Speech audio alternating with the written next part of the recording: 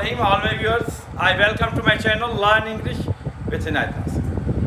साथियों अॼु मूंखे अॼोके लेक्चर तमामु दिलचस्प ॻाल्हियूं सेखारींदुसि जंहिंसां अव्हांजी अंग्रेज़ी थींदी तमामु बहितर ऐं तव्हां बणिजी सघो था मुस्तक़बिल जा CSB ऑफिसर फुड़ी तरह। अॼोकी लेक्चर सुभाणे को लेक्चर जॾहिं सभु लेक्चर गॾु थींदा अव्हांखे लिखण जो तरीक़ो अची वेंदो छो न अॼु अव्हांखे बहितरीनु पॉइंट सेखारियो। अचो स्ट्रक्चर में अव्हांखे पैटर्न्स स्ट्रक्चर्स फॉर्मेशन्स मिलंदियूं जंहिंसां अव्हांजी composition strong. If you are strong in writing something you can enhance your composition skills. So here it's a matter of serious concern that now the structure one is that it's a matter of serious concern that what does it mean? Yeah, इंतहाई गणित जो भी गाल है it's a matter of serious concern that हाणे इहा ॻाल्हि तव्हां सिखी हिनखे अॻिते थोरो रबड़ वांगुरु छिकियो सेंटेंस ठाहियो। For suppose it is a matter of serious concern that students lack reading habits. या इंतहाई गलती जो की ॻाल्हि आहे त शागिर्द में पढ़ण जो शौक़ु थोरो घटि आहे। पढ़ाई ते चईसि दिमाग़ थी वञेसि। जीअं मां पंहिंजे पुट अहमद रज़ा खे चवंदा बाबा पढ़ हुनखे छा थींदो आहे निभाग थी वेंदो पर अलाह खां दुआ आहे त हुनखे निभाग न थिए ऐं उहो पढ़े ऐं अव्हां बि पढ़ो इंट्रस्ट रखो कंहिं शइ ते फोकस रखो। जहिड़ी ख़्वाब ॾिसो ख़्वाब जॾहिं तव्हां ॾिसणु छॾे ॾिनो त आई मीन तव्हांखे ऊंदहि मिलंदी तव्हांखे डार्क ड्रेस मिलंदी ऐं तव्हां हमेशह पैसिमिस्ट न थियो ऑप्टिमिस्ट थियो। जहिड़ी ख़्वाब ॾिसंदा रहो। बहितरीनु इंग्लिश जुमिलो आहे to grow big by thinking big. तव्हां वॾी सोचणु ख़्वाब ॾिसंदा रहो। ख़्वाब कीअं ॾिसो मां SP थियां ASP थियां पोयां गॉड हुजनि ऐं ॻोठु वञा शहर में घुमां इज़त थिए माना इहो ख़्वाब जेको आहे तव्हां ॾिसंदा जॾहिं तव्हां ख़्वाब ॾिसंदा रहंदो त तव्हांखे पढ़ाई ते फोकस। सो स्ट्रक्चर खे घर में वेही सेंटेंस काफ़ी ठाहे। एंड सेकेंड जेको आहे स्ट्रक्चर आहे one can not deny the fact that in हक़ीक़त खां इनकार नथो करे सघिजे त now U have learn the pattern structure. हाणे हिनखे रबड़ वांगुरु छिकियो सेंटेंस ठाहे। Keep making more sentence the more you write the more you learn. It's right to say.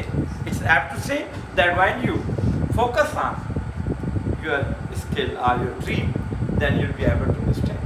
That's what does it mean? Why I'm teaching you and why you learn. The focus. One cannot deny the fact that in this way you can make many more sense. One cannot याद कर चलिए point you have to bear in mind. Can I not के गलत लिखना केने नाट के अलग लिखंदासीं ईअं सम्झो तव्हां बिजली जे 11,000 जी तार में हथ विझो अंग्रेज़ी ॿोली त यादि करे छॾियो इंग्लिश जे अंदरि केन ऐं नॉट गॾु अलॻि लिखंदासीं त ईअं सम्झो तव्हां अंग्रेज़ी जो ज़ुल्म करे छॾियो। ऐं असांखे हिन उस्ताद काफ़ी न पढ़ायो हो तव्हांखे ऐं मूंखे ऐं जॾहिं ऑक्सफोर्ड में ख़बर पई यकीन जो रोअण पियो अचे अफ़सोस त मूंखे केन ऐं नॉट जो केन न सेखारियो। मां केन खे बि लिखंदुसि ऐं नॉट खे में लिखंदुसि जुमिला ग़लति थी वेंदा वरी तव्हां CS जा एग्ज़ाम ॾियो तव्हां कंहिं बि एग्ज़ाम में वञो ग़लति लिखी ईंदो उहा ग़लति थींदी ऐं केन ऐं नॉट ॾिसो मां गॾु लिखी वेंदो। One can not deny the fact that corruption weakens the institutions in this way you can make my more the reality is that हक़ीक़त इहा आहे त the reality is that many students face anxiety in this way. साथियों in this way काफ़ी sentence ठाहींदा ऐं उमेदु आहे त अॼु का स्ट्रक्चर तव्हांखे ज़रूरु पसंदि आयो हुजे त हीउ लेक्चर आख़िर ताईं ॿुधो जीअं अव्हांखे वर्ड्स बि मां हिन लेक्चर में सेखारींदुसि।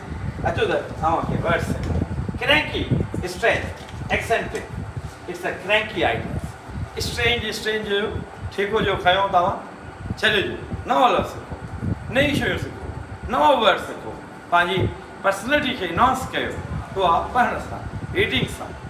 Everything is possible. जो impossible आहे उहो चए थो I'm possible. So nothing is difficult. इहो चवंदो sir how can I remember all the words I always forget. जो पढ़ां थो मूंखां विसरी थो वञे इहो सोचियो ई न इहो तव्हां सोचींदो विसरी वेंदो सोचियो हुयो पढ़ियो आहे यादि आहे बसि दैट्स ऑल। इन शइ खे फोकस कयो। I have remembered.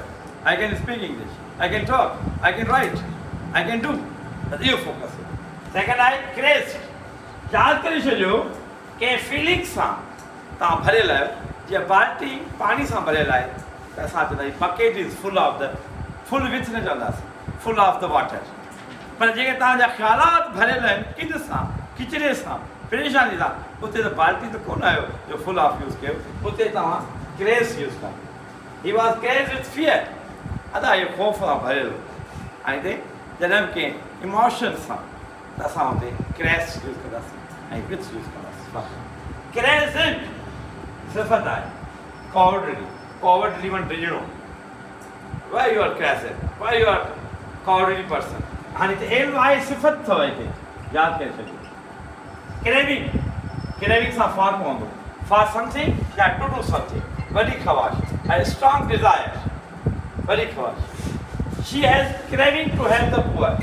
माना हिनखे हिकिड़ी ग़रीब जी यादि करिजो. पुअर जो जमा द पुअर अथव.